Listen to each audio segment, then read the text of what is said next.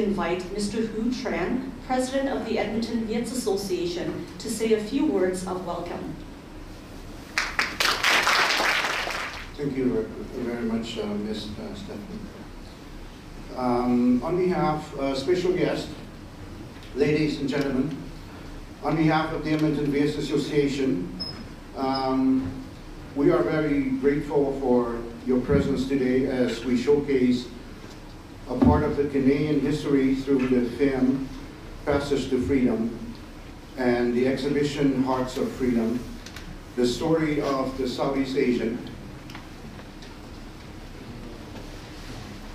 refugees who fled the communist oppression and were welcomed into the Canadian society between 1975 and 1985.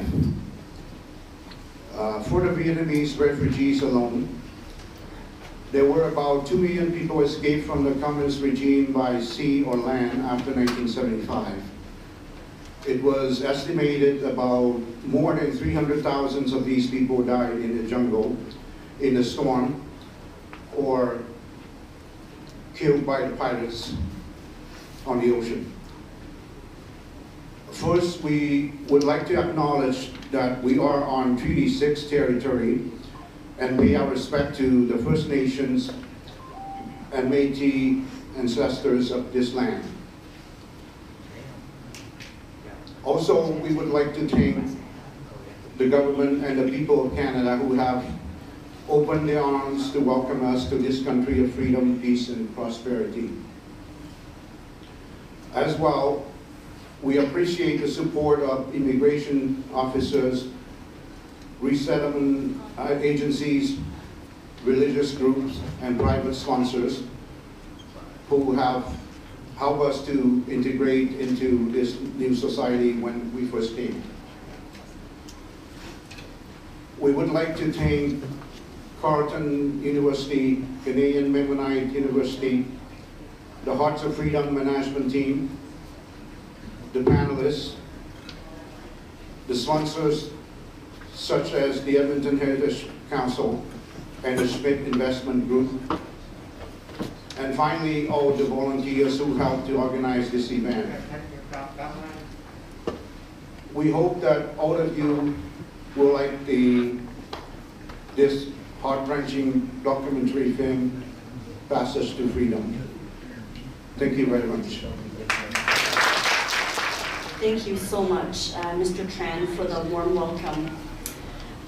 The Hearts of Freedom project began with the invitation from the Vietnamese community to help document their stories and resettlement and settlement in Canada.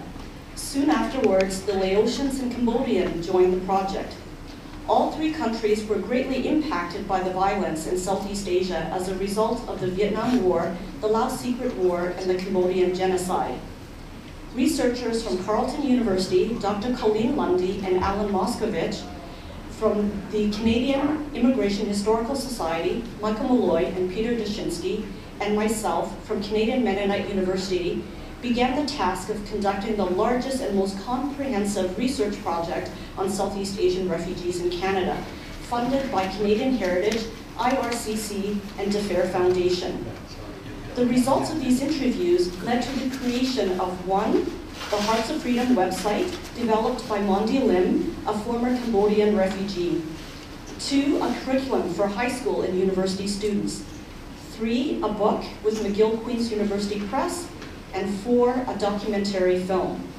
In addition to these, working with the Hearts of Freedom Exhibition Committee, which included Dr. Huang, I created and curated a traveling museum exhibition called Hearts of Freedom, Stories of Southeast Asian Refugees, that is traveling across Canada to the different national and local museums, universities, institutions, and organizations in the 10 cities where we conducted the interviews.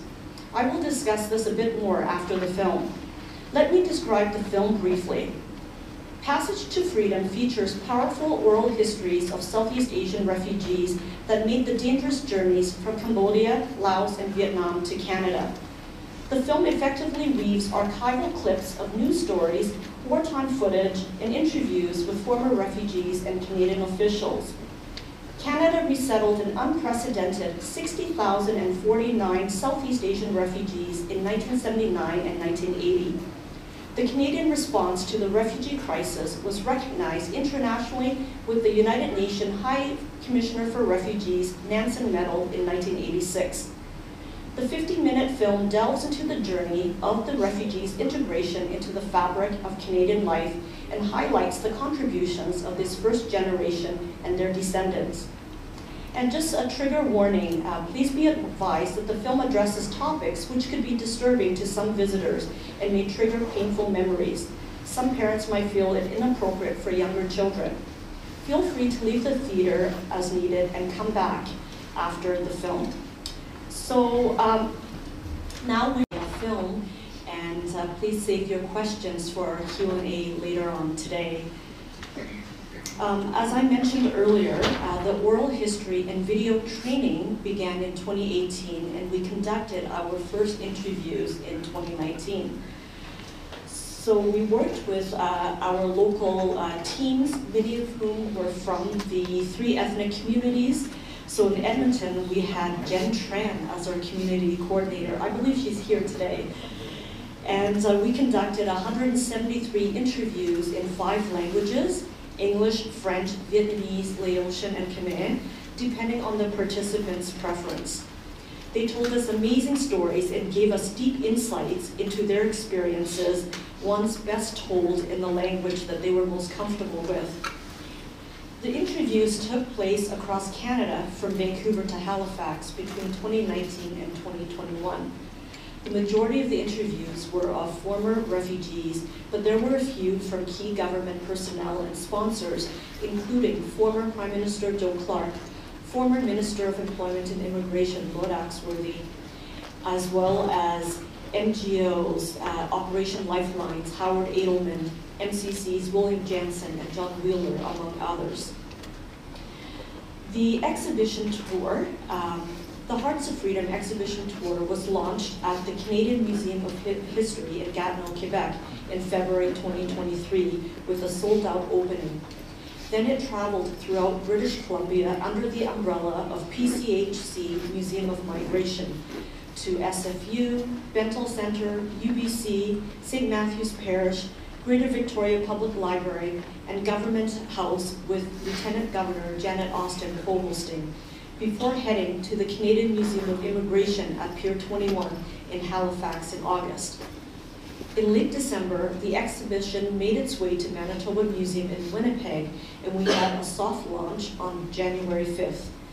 We've had several events at the museum, including a United Nations High Commissioner for Refugees Canada event that featured the exhibition. We've also had school and university tours and private tours with Lieutenant Governor Anita Neville and other community groups. We also celebrated the 45th anniversary of Mennonite Central Committee Canada signing the first master agreement with the federal government to privately sponsor Southeast Asian refugees. This celebration included people from MCC and its constituents, Southeast Asians, newcomers, and other communities at Canadian Mennonite University in March 2024. We are excited to bring the exhibition to Edmonton, and the public will be able to visit it until May 2nd. After this, it will go to the Centre for Newcomers in Calgary. And the last 2 weeks in May, the Senate of Canada will host the exhibition and celebration. From there, we will travel it to Hamilton, Toronto, Kitchener, Waterloo, and Montreal. We are so grateful for the interest and support for the tour across Canada from Southeast Asian communities, newcomers, NGOs, museums, universities, libraries, city halls, and volunteers who have made our tour a success. The exhibition tour is made possible in part by funding from SHRC and private donors. In terms of the exhibition panels themselves, the panels follow 3 themes. 1, escape journey and refugee camps. 2, government policies and sponsorship. And 3, settlement and integration. One of our goals is to showcase successful stories of integration and the many contributions these former refugees are making to their communities, Canada, and around the world. The panels are full of photos and quotes that I hope you will find educational and meaningful.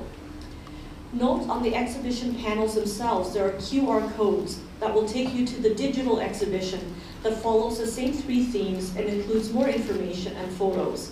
It was created by Mondi Lim, our website designer, along with the researchers. The digital exhibition and website are an incredible resource, including complete interviews from refugees, a few politicians, NGOs, sponsors, and others. The website can be found at heartsoffreedom.org. The violence in Vietnam was the public face of the war, but the Laos Secret War and the Cambodian genocide were part of the 3 million people who fled Southeast Asia and resettled in 3rd countries. I am one of many people here today who remember this firsthand. Between 1975 and 1997, Canada resettled 210,000 Southeast Asian refugees, making it the longest and largest resettlement of non-Europeans to Canada. Canadians recognized that they had the ability to help, and they did. They didn't do it because they wanted recognition. They did it because it was the right thing to do, because there was a great humanitarian need. This moment in Canadian history changed the face of this country. I personally believe that this was the real beginning of Canada as a multicultural country, a place where cultural diversity became an integral part of our identity and our bond to each other. The Hearts of Freedom project is a reminder to the world that is increasingly polarized that our best moments have come with generosity in breaking down the barriers, and those actions reap rich rewards. This is an incredible story about a remarkable time with amazing people who after 40 years have the ability to share their experiences. Thank you for being here. I hope you leave here with even more appreciation of the values that these and other refugees and immigrants have to our country here in Canada. And so now I would like to have 3 speakers who will share briefly about their experiences, and it follows the 3 themes that we have looked at in the exhibition. And so I would like to introduce our first speaker, a good friend and colleague who has joined us from Ottawa, Mr. Michael Molloy. He is a retired Foreign Service officer and an adjunct research professor at Carleton University. Between 1976 and 1978, he was the Immigration Department's Director of Refugee Policy and oversaw the design of the Private Refugee Sponsorship Program and the Indo-Chinese Refugees Designated Class that made it easier for refugees from Vietnam, Laos, and Cambodia to qualify for resettlement in Canada. Between 1979 and 1980, he was senior coordinator of the task force that brought 60,000 Southeast Asian refugees to Canada. Later in his career, he was Canada's ambassador to Jordan and Canada's Middle East Peace Process coordinator. He coordinated the writing of 2 books on the Southeast Asian refugee movement. The first is Running on Empty, Canada and the Indo-Chinese Refugees, 1979 to 1980, published in 2017. And the second is our upcoming book, Southeast Asian Refugees in Their Own Words, which will hopefully be published in 2025. Mr. Molloy will speak on the significant government responses, programs, and processes. Please welcome. I hope you're out here. It's light. I want to do 2 things. I want to give a very brief sketch of the developments that actually in government that made it possible to do what we did starting in 1975 and 1979-80. And then I want to just close by telling one story, one Edmonton story that I think everybody needs to know. Historically, Canada had, going back to the very beginning and even before the Federation, our immigration policies were all about race. If you were white, you could get in. If you weren't, you couldn't. And that policy was carried on even after the Second World War, when the Prime Minister of the day, William Lyon Mackenzie King, made a very famous speech in which he said that the people of Canada don't want the country to change. People coming in from Asia will change the country, so that's not going to happen. So that was said in 1976, and yet, if you fast forward a little over 30 years, just 30 years, we find over 7,000 groups of Canadians getting together and sponsoring and taking home to their homes and their towns and their villages and their churches over 40,000 refugees from Laos, Cambodia, and Vietnam. So obviously there were huge changes in the country in that 30 years. It started when we signed the Universal Declaration of Rights, and interestingly enough, it was the provinces that first began to think about, well, what would that mean in terms of our policies regarding things like employment and housing. The big change came then in the early 60s under Conservative Prime Minister John Diefenbaker, who brought in something called the Canadian Bill of Rights that made discrimination on the basis of race, religion, etc., in areas under federal jurisdiction illegal, and who, more importantly for our story, charged his immigration minister, the first woman to be immigration minister, Ellen Fairclough, with updating the immigration rules that kept non-white people out. And she changed the rules in 1962, took out the worst of the discrimination. And it's 5 years later that Canada then set up a system called the point system to more fairly decide who gets into the country. The underlying idea of the point system was that if you have a connection with Canada, a job or a relative, or if you have skills or attributes or resources that we need for the growth of our economy, you have a chance to get in. If you don't, you don't.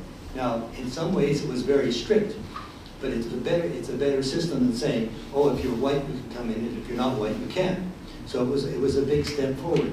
The next big step forward was in 1970, when the government realized that while we had begun taking immigrants from all over the world, more than 100 countries by the early, in the late 60s rather, more than 100 countries were sending us people.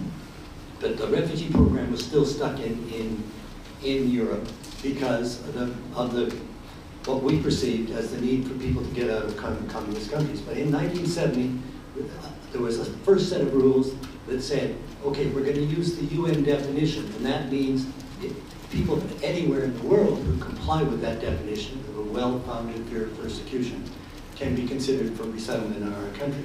That took place in 1970, and we got very busy after that. Within the year, we were taking refugees, first of all, from Tibet, then from Hong Kong, 100 Chinese families, then a year later, 8,000 Ugandan Asians who were being expelled from Uganda. Following year, refugees from Chile and Argentina. And then, of course, 1975, the first wave of people, mainly from Vietnam, with the fall of Saigon. The following year, 1976, a new Immigration Act came into place, and it was my job to work on anything that had to do with refugees in that act. And there are two parts of it that are really important for us. One highly visible, one not so visible, but both absolutely critical. The invisible one was that the Act gave us the authority to create alternative refugee definitions, and rather than looking at, because we had discovered that people aren't always able to say, I personally was being persecuted. People running away from war can't always say that. People running away from natural disasters can't always say that. And yet, many of them need resettlement. So there was a possibility of setting up something called a designated class. And it was my job to design the one for people who were coming out of Vietnam by boat. And halfway through the process of designing that, the UN High Commissioner for Refugees came to Canada and said, would you guys mind taking people from Laos and Cambodia as well? So out of that came what we called the Indochina designated class. And the definition was very simple. If you're from one of those three countries and you left after the fall of Saigon and nobody else has taken you and you're interested in coming to Canada, you are in our wheelhouse. That allowed our officers to reduce the time it took to interview a refugee from about 90 minutes to 12. And a year or two later, when we were moving the numbers we were, that saving of time was absolutely essential. And the idea of saying to people who arrived by boat one by one, do you have a well-founded fear of persecution, or did you just come along from the ride? It was silly. So that made a big difference. It was invisible, but it meant we could move people, the people who needed to know, really, really very quickly. The second thing, of course, was the sponsorship program. And that took some doing. Not all of the church advocates thought it was a good idea, but our idea in the immigration department was we never got enough money from the government to resettle as many people as we could. And we thought, if we can just get ordinary Canadians in parishes or in synagogues or churches or bowling leagues or even groups of neighbors, if we can get them the ability to sponsor refugees, we can do two things. We can really increase the number, and we can probably take harder cases. And so that all came together just as the boat people crisis and the crisis in Laos and the crisis in Cambodia began to peak through 1978 into 79. And those tools were all ready when to deploy. In late December, we had the High Hong in late November, early December, which you saw on the documentary. That we had that, and our minister's decision to send in the troops and bring 600 people to Canada as quickly as possible. At the same time, the United Nations called our United Nations High Commission for Refugees, called governments like ours to Geneva and said, we've never seen anything like this since World War II. You guys have to really up your game in terms of bringing the numbers in. So the guys came back from that meeting, a submission went into cabinet, which said, we really have to do more than that. And so the immediate result of the Trudeau government at that time was to agree that we would immediately bring in 5,000 people. And a team was sent out, and they started to work on that right away in December. At the same time, the Mennonite Central Committee had asked for 200 copies of a little pamphlet that we designed to explain the sponsorship system. And in January of 1979, the famous meeting that Bill Jansen and others participated in led to the sponsorship program. So those things came into effect. Then we get the Joe Clark government coming in, and Flora MacDonald, the foreign minister, and Lloyd Axworthy, the immigration, Ron Atkins, the immigration minister, deciding we got to do more. They go from 5,000 to 8,000 and say, hey, we've got the sponsorship program. Maybe the private groups will do 4. That's in June. In July, realized that is not enough. So on the 22nd of July, Flora MacDonald goes to Geneva, and she announced to the astonished world that we're going to take 50,000. And that includes, there's 8,000 already in the pipeline, and if the Canadian public will do 21,000, the government will match it with 21,000, that brings us to 50. So that's how it all got rolling. So, and that's the outline. And if you want more detail, you can get Running on Empty online at Amazon. My wife's recommendation is that if it's late at night and you're trying to get to sleep, you read the first 10 chapters, because that's all it is.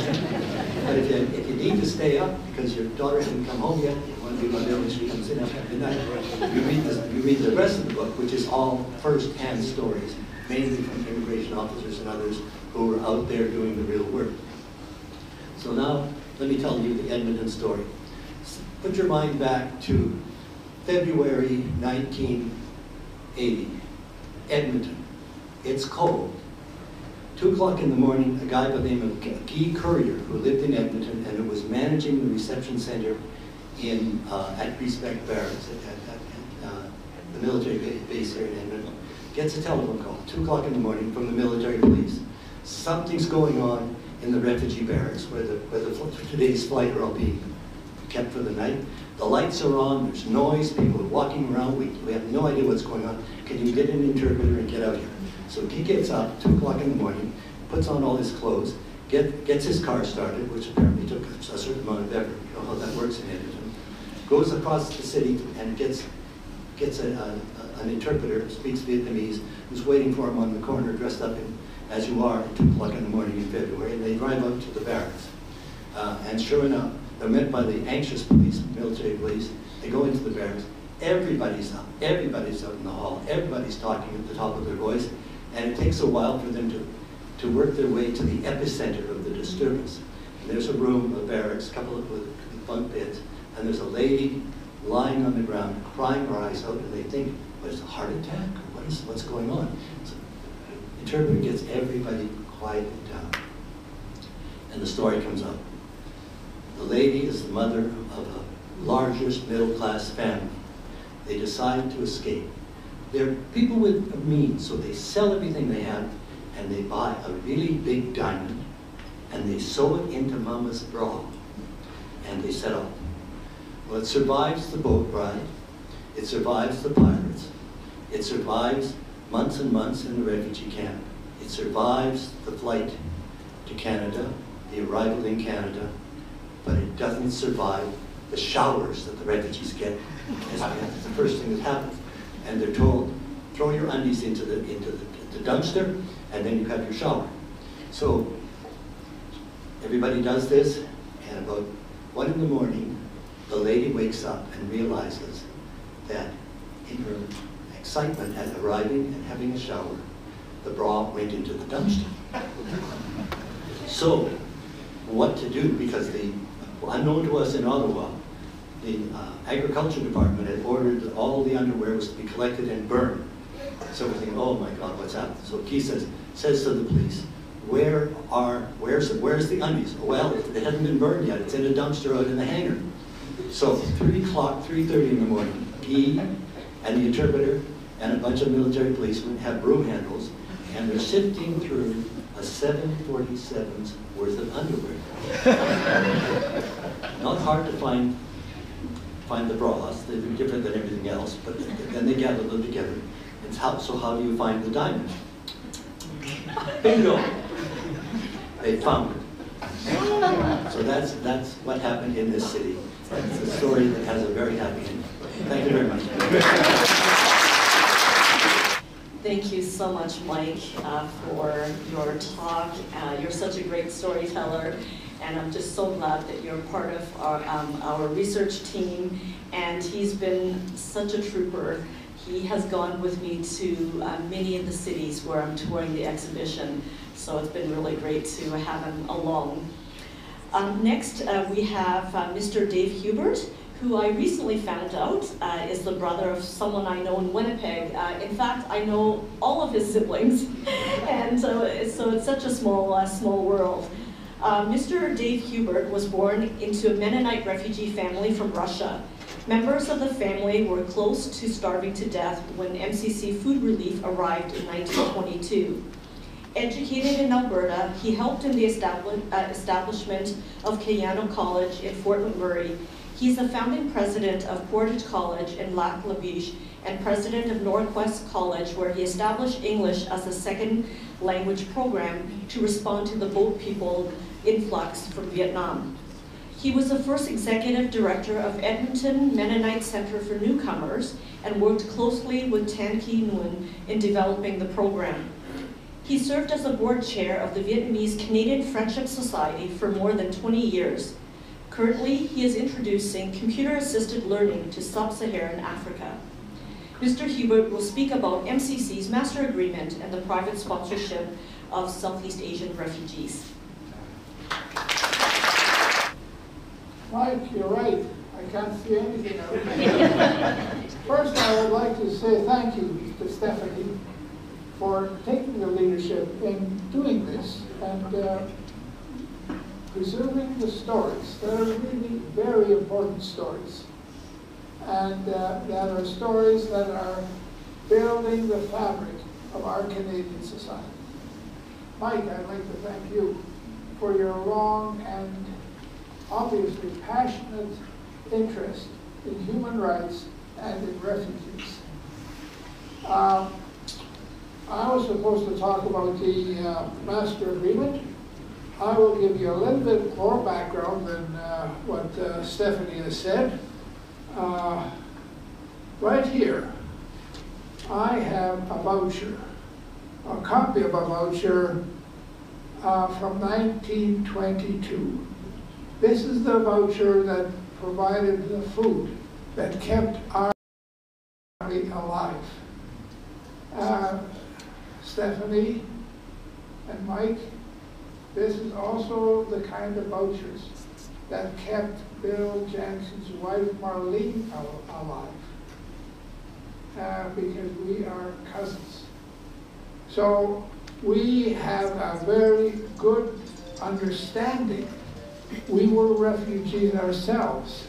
So when the situation arose in the aftermath of the fall of Saigon in 1975, and the Vietnamese people on the high seas and in the jungles, we instinctively said, we have been there ourselves, we have to help.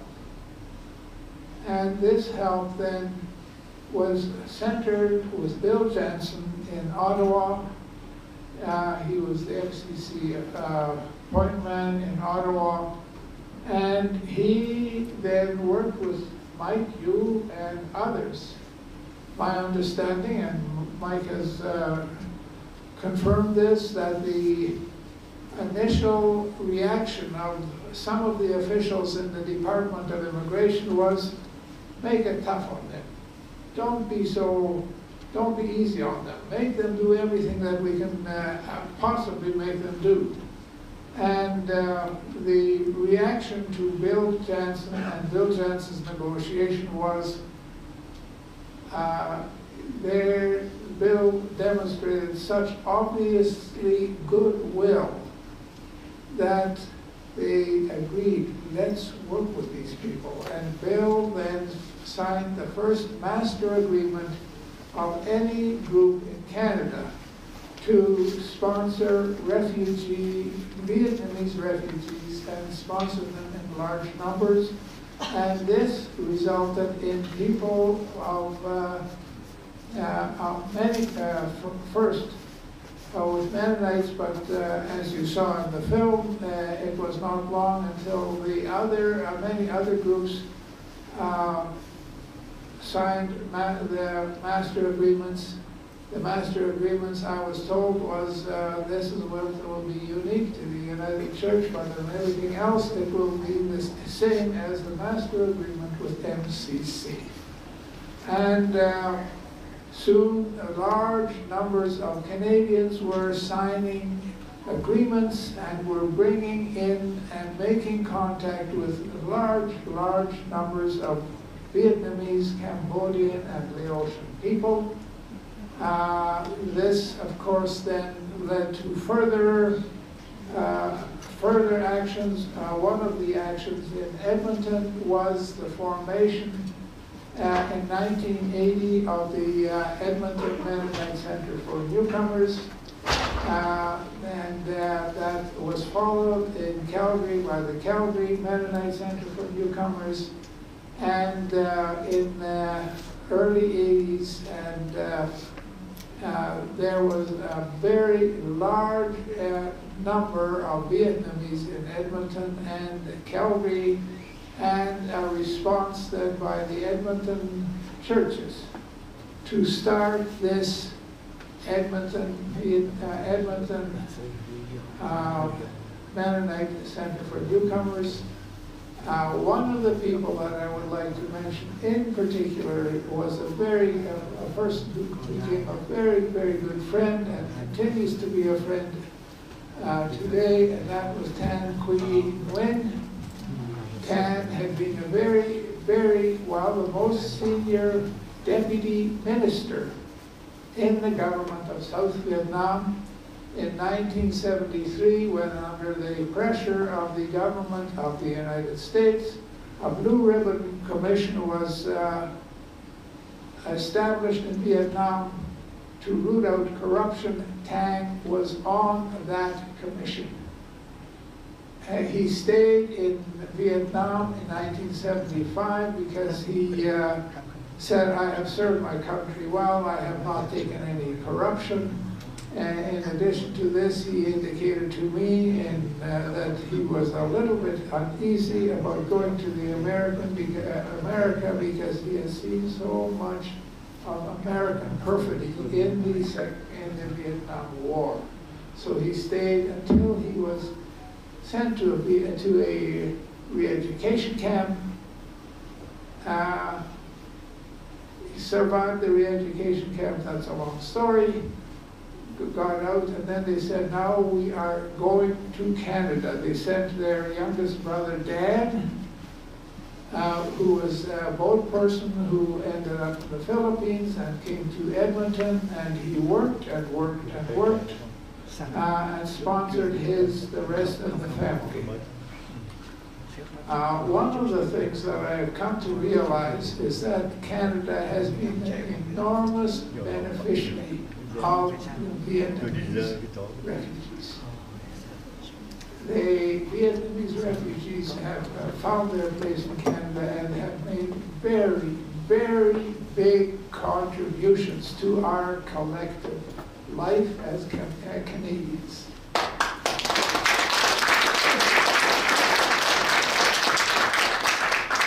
And we saw that in the film, but I can give you the example again of Tang Quy Nguyen.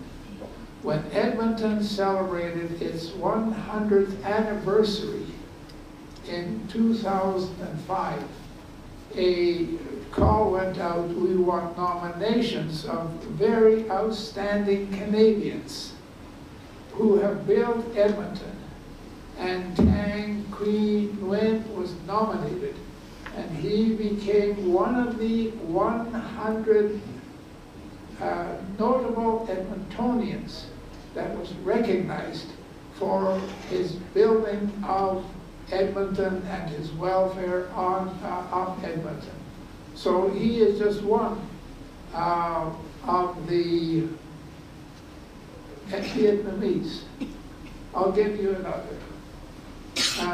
Tang's son is a dentist, has 4 clinics. Tang's granddaughter is at the University of Toronto and is going to be a cardiac surgeon. These are Vietnamese people who are enriching all of us in Canada. And I would like to say that with the Vietnamese boat people, there has been a huge brain gain in Canada. And I would like to thank you all for making Canada a very much better country. Thank you to the Vietnamese people.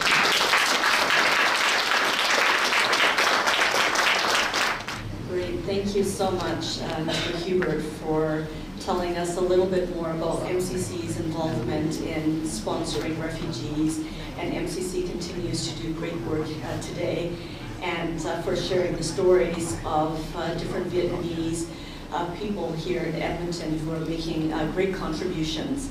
So our final speaker is Mr. Tan Ho, who we interviewed in Edmonton for the Hearts of Freedom project. He and his family, wife and son, came to Canada in May 1980 and resettled in Regina, Saskatchewan through private sponsorship. He is an active member of the Edmonton Vietnamese community.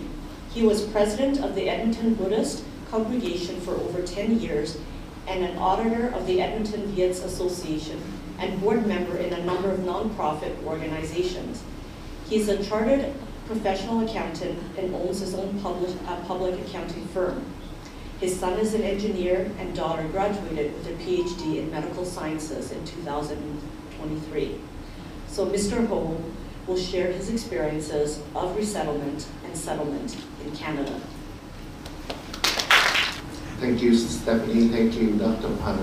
Quang Ji, and all the organizer of this event. And I'm flattered to be here to speak on my family on behalf of one of the refugees in the late 1979. The film said it all, and probably my 12 days trip on the ocean is nothing compared to what you can see in there. And I'm supposed to talk about integration and how we rebuild our life in Canada. And first, I would like to thank you, Canada, for allowing my family to settle in Canada and allow me to build a wonderful life.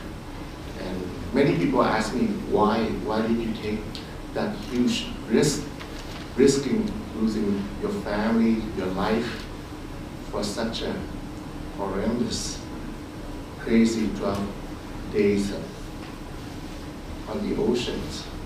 And it's all come down to the very fundamental, basic human rights, the freedom of expression, freedom of choosing a career, choosing an education. All that was not made available to us. You were scared when you say something is not right in that country that you love so much. When I watch this film, it brings back a lot of memories. And I have to say that that experience, that trauma, has never healed. Up to this point, I'm still very emotional. And it's hard for me to talk about that. And I don't really think that I should repeat what the film already said. I'm supposed to talk about how we rebuild our life here.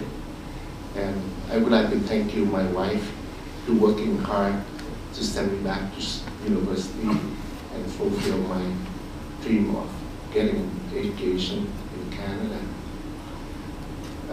The two of us working and then going back to school to have a career. I'm a professional accountant in Edmonton for a number of years. I'm very glad to be able to help many fellow Canadians and raising 2 children to be the contributing member of society. And of course, an accountant will talk about, I'm very pleased and glad that I will be able to pay tax.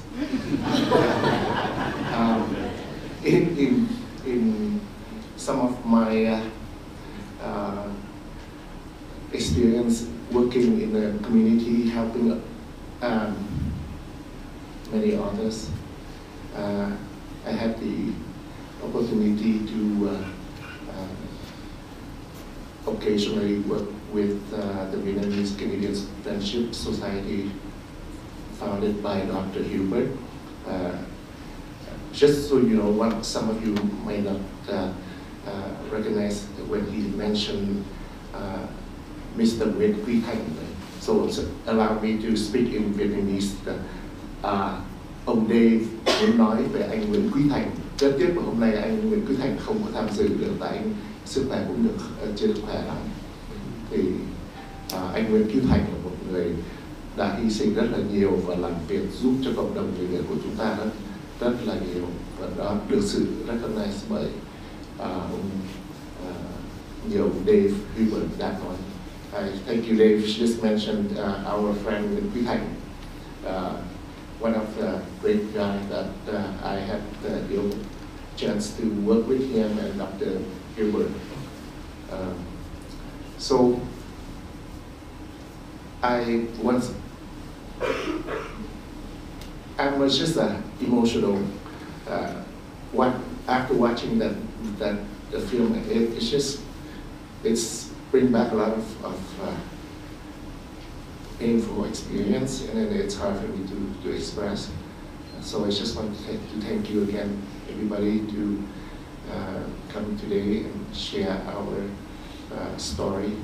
And thank you for Dr. Pan Chi and Stephanie, all members of the Viet Association, come and help for this event. Thank you so much.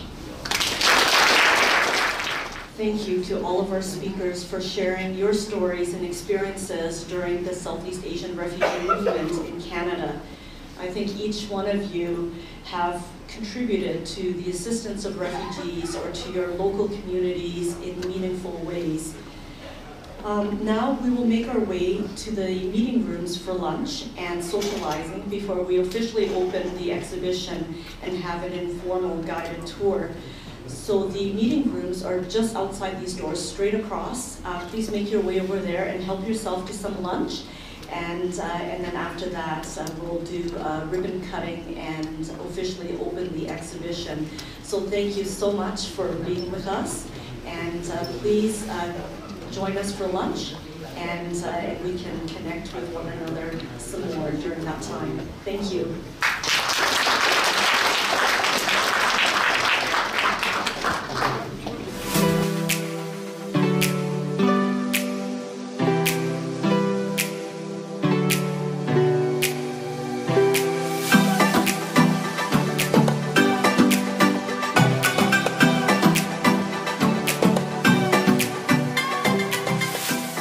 Có tôm chiên nè ha, chả giò nè nha, rồi bánh mì Việt Nam ha, rồi mình có sushi, rồi sushi có mấy cái đồ phụ tùng đây ha, như là bánh cupcake với lại rau mình để bên kia ha, còn cái này là quýt.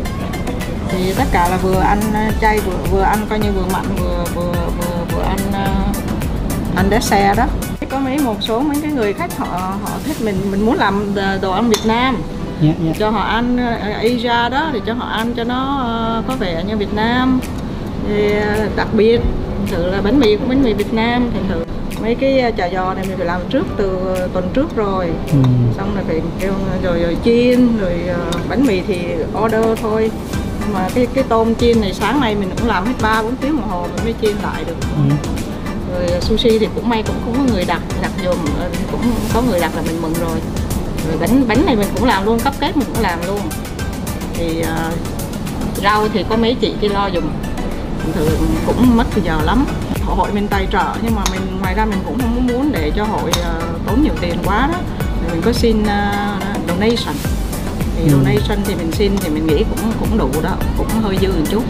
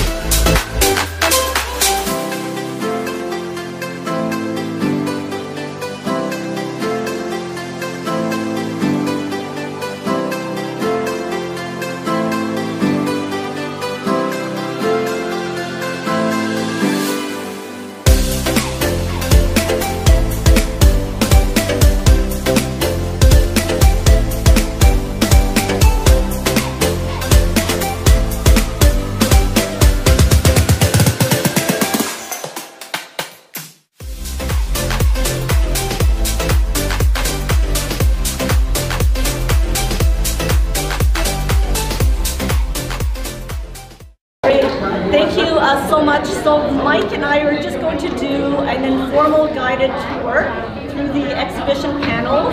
Maybe I'll talk about the first one, and then Mike can talk about the second one, which has government policies and sponsors, and then we'll talk about the third one as well. So feel free to come and view the exhibition and read, through the quotes that have been included. And so what we did was, for the exhibition, because it is an exhibition, we included people who have donated photos with their interviews. And so if they had photos with their interviews, then we were able to look through their stories and to see if we can include them in the exhibition here.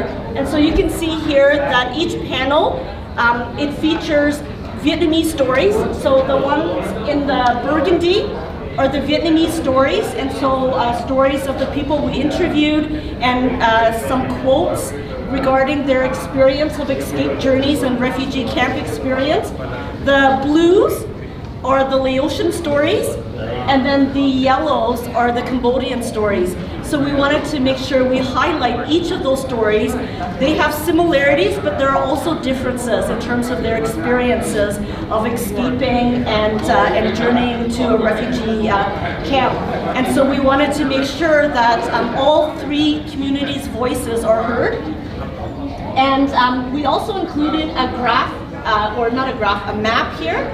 And that map shows where all of the refugees escaped in order to seek asylum and to get an application to be resettled in a third country. So you can see with the Vietnamese, because they are situated along the South China Sea, they had many options. They were able to go to China, Hong Kong, Japan, Philippines, Brunei, Malaysia, Indonesia, Singapore. Whereas the Lao refugees, because Laos is landlocked, they were basically going across the Mekong River like my family did to Thailand, or they trekked through the jungles, because there is a piece of land between the two countries that is not connected with the river, so they were able to cross into the jungles, and they would trek through the jungles in order to get to Thailand. And then the Cambodians, again, many of them went through Thailand as well. So they would trek through the jungles, through the landmines, and there were some amazing stories of people who said they were being chased by the Khmer Rouge on one side, and then as they were nearing the Thai borders, well, there were Thai soldiers who didn't want them to enter, and so they were really stuck in the situation, and some of them said there were people shooting at them right from both sides, and so many of them experienced some horrible situations, and trekking through the jungles was very difficult as well. Many people ran out of food, and so they were basically foraging through the forests, through the jungles, finding whatever food they could find in the jungle in order to stay alive. And sometimes they would walk through the jungles and see all of these dead bodies. And I remember a young Hmong girl who shared the story with us. She was just a young girl, and she said she and her parents and family trekked through the jungles for weeks. They were running out of food, and then all of a sudden they came over these dead bodies, and she was just so horrified by it. And her dad told her, you know what, we still need to be respectful of these bodies because they're human beings, so let's walk carefully around these bodies as they were making their way to Thailand. So you hear some of those stories, and it's really amazing in terms of them being able to make it across. This second one here is Judy Trin. She is the narrator of our film. She is a CBC journalist, and she recalls a story of when her boat was nearing Malaysia, and in Malaysia they would not let her the boat land in Malaysia, and so the captain basically said, we have to sink the ship, and everyone, you have to swim to shore, and that's how you can claim asylum and get assistance. And she recalls being 4 years old, and her father had jumped off the ship into the ocean, and then her mother had her younger sister, a 2-year-old or something like that, and she was supposed to jump next, and hoping that her father in the water would catch her, and she froze, she could not jump, and her mother picked her up and threw her overboard. And she said to this day, her mother still has nightmares about that. And so, you know, those are some of the experiences that you are hearing in this panel. And then this is the QR code. So if you have your phone, right, you just take a picture of it, and it will take you to the Hearts of Freedom digital exhibition that I mentioned earlier that follows these 3 themes, but has more pictures, more stories, just because we're limited in terms of space for these kinds of panels.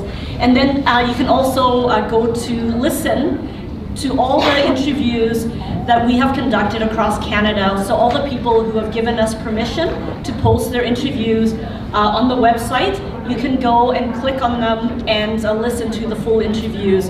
And I would suggest, you know, not going through them all at once and take time in terms of going through those stories, because some of them are very, very emotional.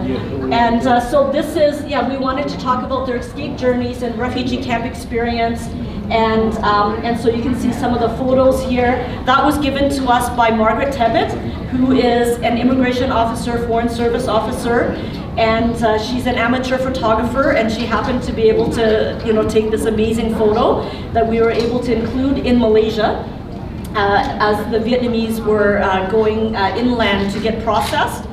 And then this is a photo from Henry Neufeld. So those of you who are from MCC, Mennonite, he worked out there in the refugee camps in Bangkok, and he had a great camera, and he took a whole bunch of these photos. And so this is a photo of women carrying food and a can of oil that was being distributed in the camp.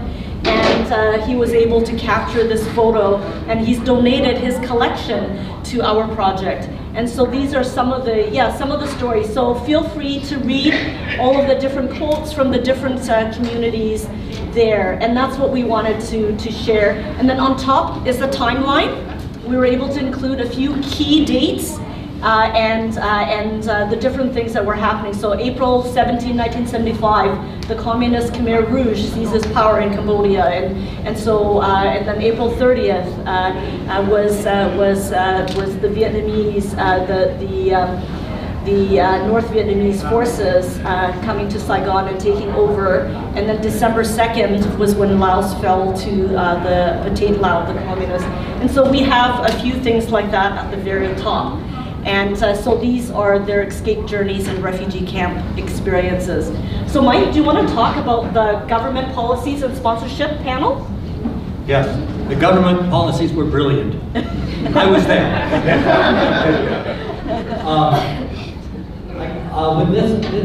With this one, I think I outlined a little bit in my talk the sort of progression from a kind of racist policy to John Diefenbaker Bill of Rights, which then leads to changes in regulations, and then we get the point system. So there's a way, whether you're in Yugoslavia or Yokohama, if you have the same qualifications, you get the same answer. It may be yes, it may be no, but it has nothing to do with your color or your race or anything like that. It has to do with objective factors like what your qualifications are and what your links to Canada are or are not. The operation, I'll just talk a little bit about that. The refugees were scattered over 30, at any one time there was a maximum of 70 refugee camps, scattered over 9 different countries and territories. And unlike, say, the Syrian movement, or the Ugandan movement, or even the Ukrainian movement, the refugees couldn't come to us. They were locked up in camps. So our staff had to go to them. And in the early days, in the film you saw a camp called Palau Badong, which was essentially a rocky ravine on a small island with no resources, no nothing. It was probably the most notorious stage. In the early stages, right when our people were told in the spring of '79, go out and get 5,000 people. To get to Palau Badong, you would rent a fishing boat, which was carrying fish the day before. Diesel smoke, smell of fish, 3 hours in the South China Seas, which is one of the rougher seas in the world. So you arrive there, seasick, and initially there was no dock.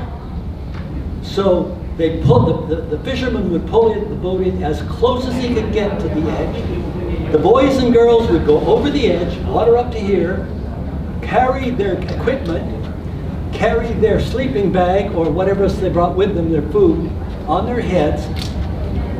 And then, depending on the camp, you might end up interviewing in the crematorium, or you might, if you were lucky, you would be under either a palm leaf or plastic tarp with a rough table and a bench.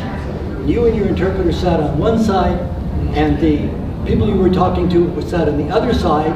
You had 12 minutes to make a decision, because in order to fill the flights, every officer had to come home with 80 bodies a day. They used to call themselves the body snatchers. And they loved Laotians, because Laotians managed to get across the Mekong with very, very large families. So you could fill the faster if you did Laotians. And the routine, once you got started there, was you would interview till you couldn't see anymore, until they light a lamp. When you could no longer see, you would, and we have the descriptions from Margaret Tebbett, you would get a little water and put it in your cup, splash it all over yourself, kick off your sandals, put your briefcase on the desk, hang a sleeping or a mosquito net, and sleep on the table. And you do that for 4 nights in a row. All of them talk about the rats. Margaret objected to the rats on her feet. She felt that she was afraid. We're concerned. She's never afraid of anything in her life, but she was concerned about losing her toes. Another guy said, I didn't mind them, but I hated it when they ran over my face. There's a story of once there was a place for the people to eat where there was a rat hole, and they put a loaded briefcase, 40 pounds, up against the rat hole, and listened as eventually the rat knocked the briefcase over. And they said, we just sat up the rest of the night because we couldn't see. So in the Vietnamese camp, you'd be woken up by music, and in a Vietnamese camp, you could count on 2 things: fresh bread and coffee. Where the Vietnamese got it from, I don't know. They quickly learned you don't take soda pop because flies like soda pop and they drink it before you can. So they lived for 4 days mainly on dried noodles, bread, and green tea. That's what they survived. And at the end of that period of time, they would roll everything up, and we had a special form that the deputy minister read. Throughout all the normal paperwork, we had a 2-part form with carbon paper, yellow on top, white on the bottom. It was the same color as the Vietnamese flag, so the Vietnamese thought it was a link. It was just we had yellow ink. And you capture the name, the boat number, who's in the family, anything you could, 1 box for occupation, list of all the kids, and then cross-reference. If there was an older brother, he would be on a separate form, but they would link it up. There was a slit on the bottom. There was a file number at the top, file number at the bottom. You tore off the bottom, you gave it to them and said, that's your number. Watch for it everywhere. And then there was a space for the medical clearance, security clearance, whether there's a sponsor or not, and tore that off. That became a visa and a passport, all in one piece of paper. So there was that kind of innovation. The problem with it was made of very soft paper, and it picked up the smells of the refugee camps. And they said when the teams came back at the end of the week, the embassy smelled like a refugee camp. It was very unpopular, for example, with the diplomats. And we quickly learned that when we looked through who was sent out there, we realized the average age was about 26 or 27. Because if you sent out men or women in their 30s and 40s, they simply couldn't take it. It was just such hard, arduous, difficult work. And initially, we were reluctant to send women, as Margaret accepted, because in various places, there might not be a latrine. In the morning, you went down to the dock with everybody else. And for the boys, it was bad enough. in person with everybody else, relieving themselves in the middle of the night.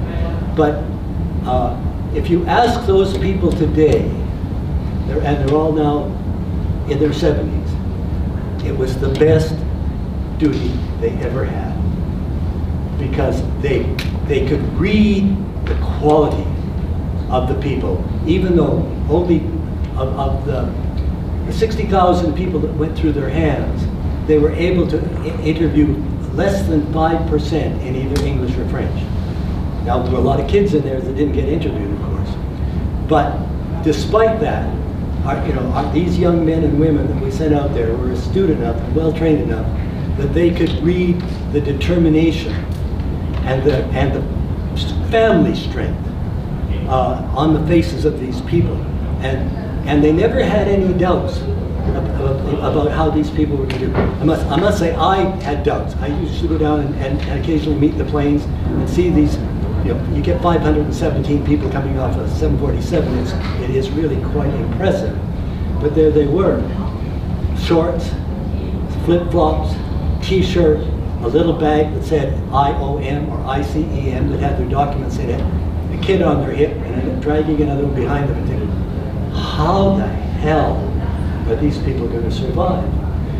And the reality is that if the work that was done by one of the people at Stats Canada a few years ago, looking at the census data over a 30-year period, for the first 20 years, the Vietnamese refugees in Canada were the poorest sector of our population. They caught up with all the immigrants at year 20. They passed the born Canadians at year 30 in terms of family and individual attainments. So when it was said earlier today that we the Canadians have whatever, well, we are all Canadians. We the old Canadians, if I can use that term. It's not a really good term. I can't say what Where does that old start? Those white guys. What year does that old start at? The Irish. And those who wish they were Irish. We as a society got a great deal more than we gave from the people who came. And it was because, and where we got really lucky, now just a bit more about government. We were so lucky to have a series of immigration ministers who were really fascinated by the refugee issue. We were really lucky to have a series of prime ministers, Joe Clark in particular, who really thought that this was a way for Canada to define itself. And we were lucky to have, particularly at the critical time, Flora MacDonald as the foreign minister. And when we were running on empty, we could follow her activities in the spring of 1979 as we were coming to the big decision point. She's at the G7 in Tokyo, talking to the leaders of the world about what the world's going to do. Then she's in a basement in Kitchener, in a Mennonite church, and they're telling her 50,000 would be nice, man. And then she's somewhere else. And at the same time that this is happening at the government level, we have people like Howard Edelman accidentally setting up something called Operation Lifeline that ended up with 100 refugee sponsoring chapters. And the mayor of Ottawa, Marion Doer, who called the public to a meeting in what's called the Cattle Castle in Ottawa. And wasn't my job, but I thought I could go down and see what's happening. I helped put out 200 chairs, and 3,000 people showed up. And by the end of that night, most of them were part of the sponsoring group. So there's two amazing things, maybe three amazing things. One is leaders stepping forward in parishes, in congregations, in boiling communities, in neighborhoods, saying that to their fellow neighbors, congregants, co-religionists, we got to get on this bandwagon. And then all sorts of people, if not actually sponsoring, throwing the extra 10 bucks into the collection plate when it goes around a second time in church after church after church. So that's the Canadian side of the story. The amazing other side of the story is Vietnamese and Laotians and Cambodians arriving here, and in many cases coming to their sponsors after 6 months and saying, well, we're on our feet now, can you spend, now we got relatives, can you save that money on the money that you're going to spend on us and help us bring our families? I'm talking to a very typical case tonight. A 16-year-old arrives here speaking no known language, no known Canadian language, and 8 years later with an engineering degree, which says something about the quality of the Canadians we have who come from that part of the world. So this isn't really about the government policy, but if you want, read Running on Empty. It's all in there. But and somebody spoke about the building of communities, how Edmonton itself is so much better place for the fact that the people of Edmonton reached out. Because look how the people who came became part of the blood, bone, and brains of this community. And that happened in every city in this country. So thank you very much. Thank you for that. And you can see here, there's a photo of MCC signing the first master agreement. Joe Clark. Yeah, there, Michael, the lawyer, he has a mustache. And hair. And then my overall designer chose this particular story. Maybe I'll share a little bit about that one. So that is my mother. And that is a Canadian woman. So when we first came to Canada, we actually had a very difficult experience. So I would say the majority of resettlement and settlement in Canada and the sponsorship went really, really well. Our family, our experience was a little different. It was not very positive and it was difficult. And so when we were in this community, my mom went to work right away after we came to Canada, and the children were sent to daycare in a different town. The older children were sent to elementary school in another town, and she had no way of getting to work. And so she met this woman. They didn't speak a word of English to one another, but this woman noticed that she was lonely, and she befriended my mother and volunteered to drive my mother every day to and from work. And then she also took the kids to daycare, dropped them off, and picked them up as well. And so they became friends, even though they didn't speak a word of English. So her name is Margaret. And a number of years later, so my family's in Vancouver, and then I ended up moving to Winnipeg after graduation for work. And my mother comes and visits us maybe like 10 years ago, and she said, I really would like to find this woman. She was amazing to our family. She was so helpful. She wasn't our sponsor, but she was someone in the community who came and who helped us. And she said, I think I know where she lives. Can we drive down this, to the southern part of Manitoba, to this small town? And I said, Mom, do you know where we're going? She's like, yes, I think I remember where she lives. And so we drove down to this small community, and we drove down the street, and she's like, I think it's that house. I'm like, are you sure? She says, yes.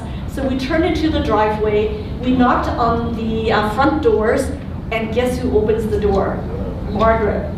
And she recognized my mother instantly, and this is after 30 years of not seeing one another. And they were crying, they both hugged each other, and they spent the next afternoon, evening just connecting with one another, because this was the first time that they were able to speak in English to one another. And since then, they were able to keep in contact through emails and cell phones and all of that. And so when we were looking at this particular panel, Grant Murray, the overall designer, he said, Stephanie, I have to include that picture because that story is amazing. What are the chances that you will find this person 30 years later who has helped you? And so it's just an amazing story of a Canadian who did everything that she could to help our family, even though she wasn't a sponsor. And so I think it's a great story, right, of sponsorship or just Canadian people in general. And so that's why that photo is included in that.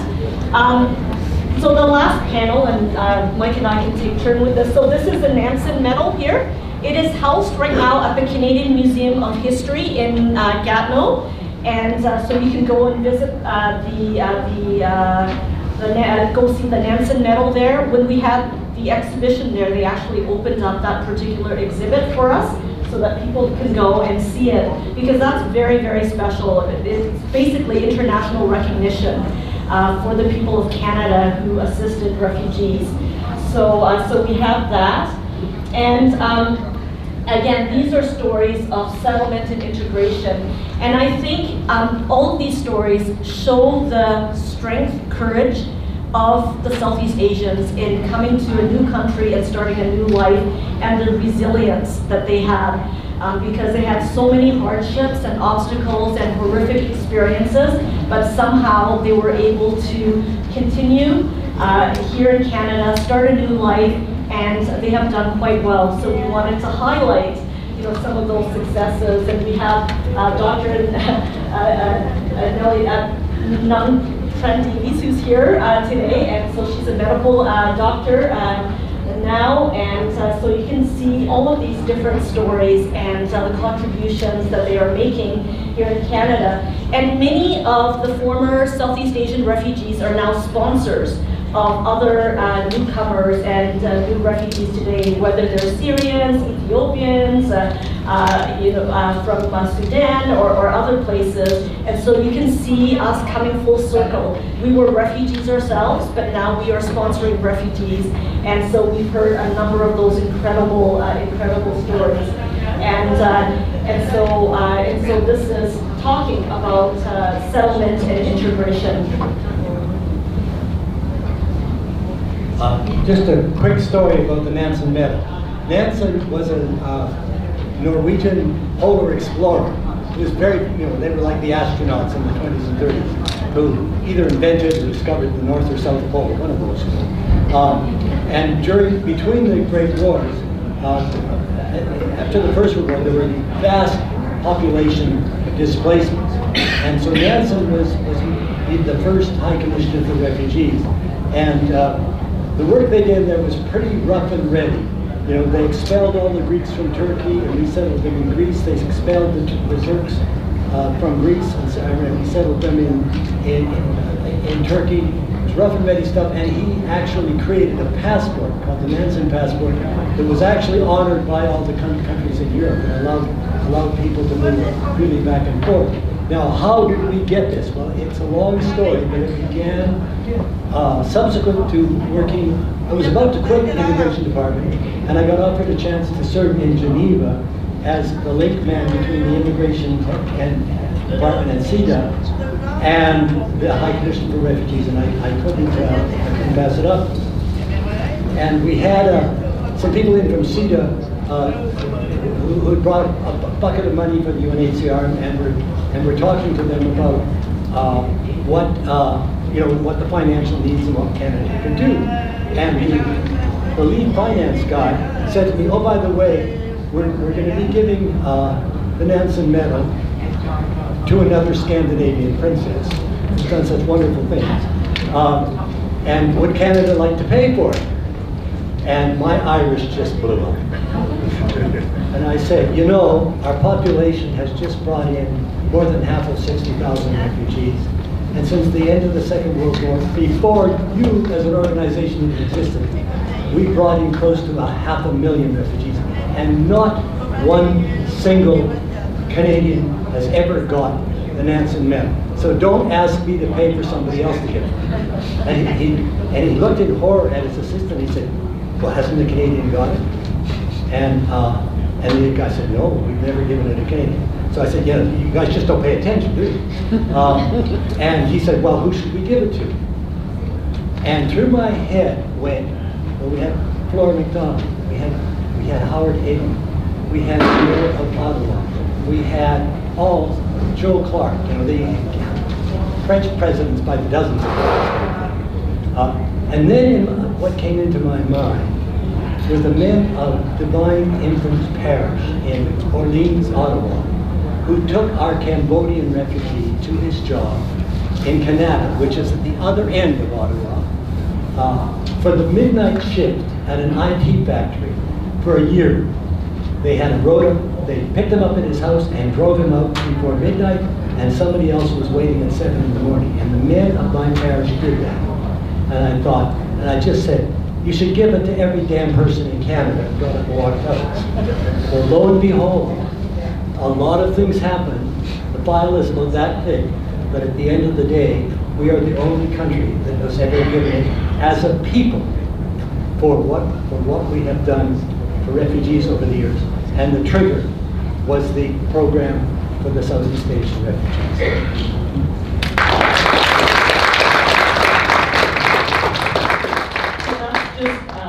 Quick and formal tour of the exhibition. Why don't we make our way over there, and I will ask our fellow panelists to go over there, and you can have a seat at the table. And if you have any questions, we're going to go for the Q&A. If you have any questions about the project, about the film, about government policies, programs, refugee issues, and topics today, please feel free to raise those questions, or if you have comments about the film, please let us know. So we'll just move over there so that people can.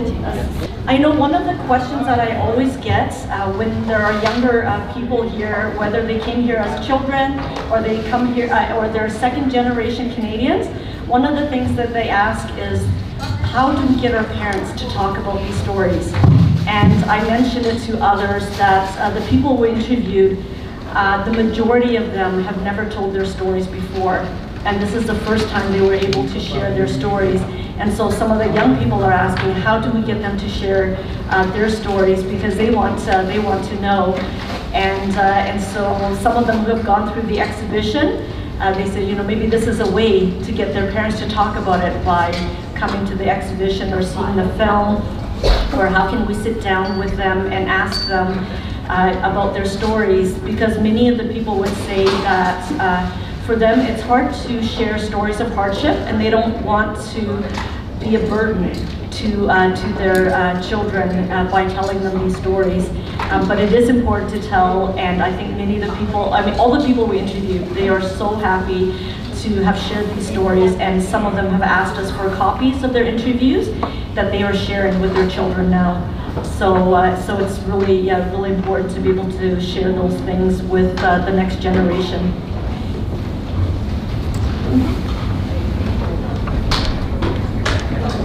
Hello. I have many friends who couldn't come today, but they wondered whether the movie for the film is available online. So the film isn't available online yet. We just have a Canadian license for educational purposes, and we are now looking for donations to be able to purchase the international license. And once we do that, then we can actually put it up on our Hearts of Freedom website, and it will be available to anyone around the world. So right now we just have Canadian distribution rights, and I can pass that information to those who would like that. Can I ask a question, Stephanie? I'd like to ask a question, but first I would like to make an encouragement. And the encouragement is, don't let your kids forget your ancestral language.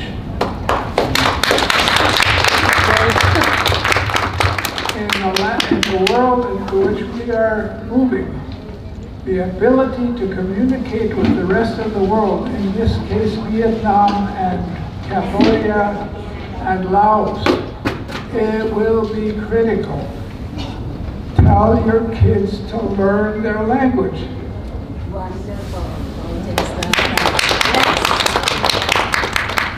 Second, a question. I know a little bit about the Vietnamese community in Edmonton, and I know how much and how big a contribution the Vietnamese have made to the city of Edmonton, and to a lesser extent the province of Alberta. Is there any archive somewhere that is documenting the extraordinary contributions that the Vietnamese, Laotian, and Khmer communities are making to Canada? Because that is a very big contribution. And I know as a Vietnamese move into their second and now third generations, that contribution is going to continue to grow. And we should know that about that to encourage the Canadian government to say when immigrants and refugees come to Canada, we are the beneficiaries. Thank you. Thank you, Dave, for those comments. And yes, it's really important to document these different contributions as part of Canada's history.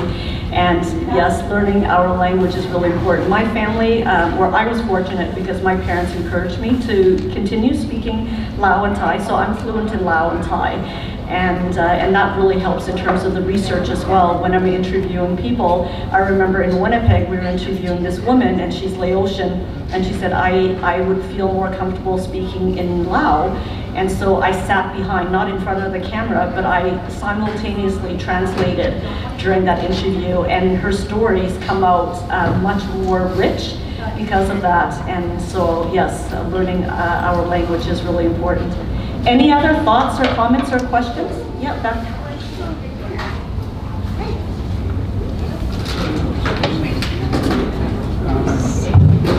Sorry, I just have a quick question about would you, the project that you have there, would you be able to spread it and move it to every provinces in Canada now, or it's just certain city that you you move around, and then how do the Vietnamese or Cambodian or Laotian support your project like this? Yeah, so we are moving the exhibition along with the film screening across Canada, at least to the 10 cities where we conducted interviews, but as well as to other places.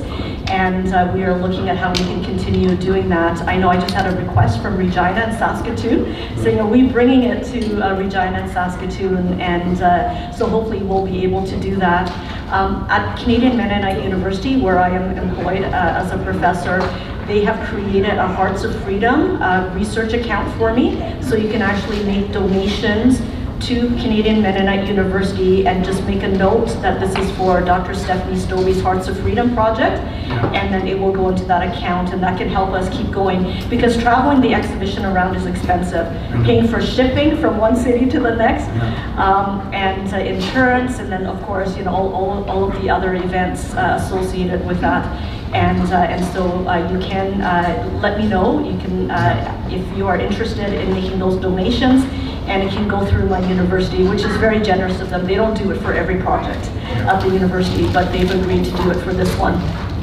Yeah, I understand, because I actually went to the airport and picked up the exhibition there from the Canada Cargo yesterday, and the shipping alone is like up to up to $1,000 just to ship those exhibitions.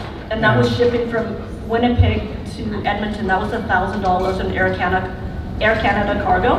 If I did door-to-door service, that's $3,000. Right. So it's not cheap traveling these exhibitions around.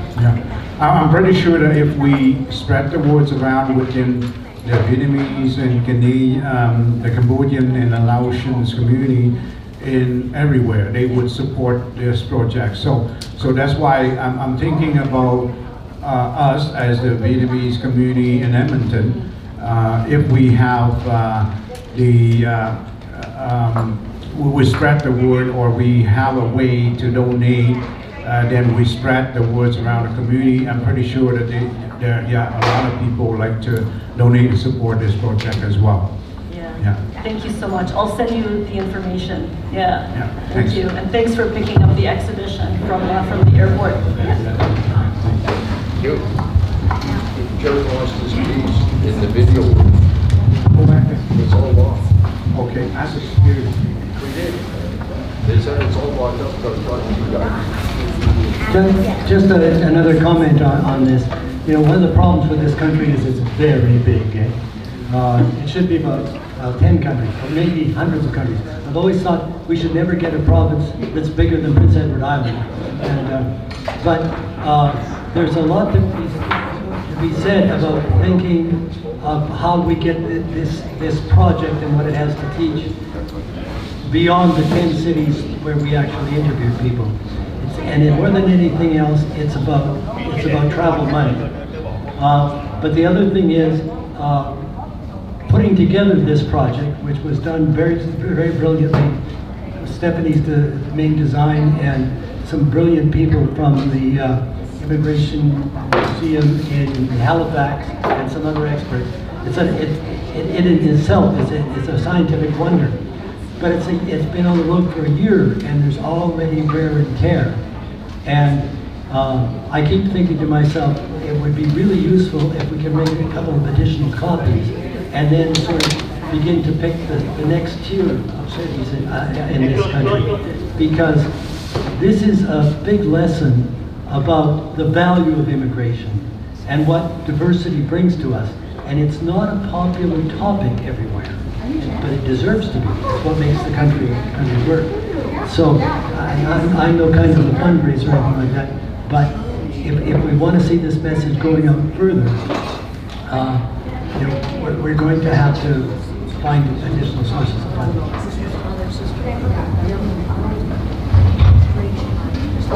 Thank you. Any other questions? Maybe one more question or a comment from someone before you can continue to view the exhibition. I know it's been a long day already for many of us, so thank you to all of you who have stayed till the end. Any last minute questions or comment? Well, with that, I will say thank you again for coming, and thank you to Dr.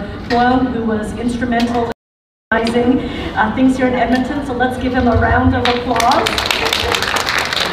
And then to all of our sponsors for this event here in Edmonton. And so thank you very much, and enjoy the rest of your time here. We'll still be around for a little bit, but feel free to walk around some more. Thank you again.